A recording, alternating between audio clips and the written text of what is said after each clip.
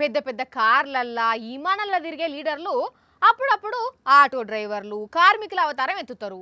కొంచెం సేపు యాక్షన్ చేసి ఫోటోలు దిగి వీడియోలు తీసుకొని ఏటోళ్ళు అటు పోతారు. ఇప్పుడు రాహుల్ గాంధీ తాపీ మేస్త్రి అవతారం ఎత్తిండు.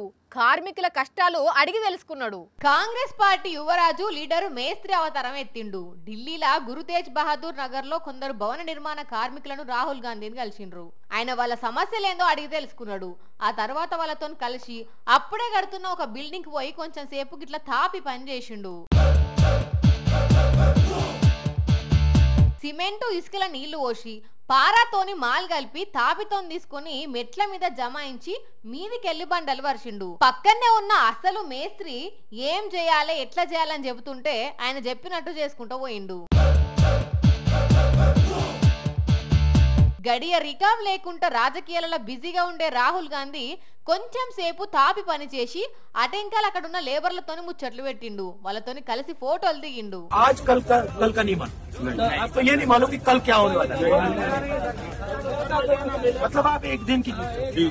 ఐదేళ్ల తర్వాత వచ్చే ఎలక్షన్ల ఎట్లా గెలవాలి అని లీడర్లు ఇప్పటి నుంచే ప్లాన్ లేస్తుంటారు. కానీ మాకు ఈ రోజు గడుస్తే చాలు, రేపు ఎట్లుంటది అనేది మాకు తెలియదు అని ఆ కార్మికులు చెప్పిన మాటలకు రాహుల్ గాంధీ ఆశ్చర్యపోయిండు. చేత్తోని పనిచేసే కార్మికులు ఎంత కష్టపడ్డా వాళ్ళకు వచ్చేది అంతంతనే.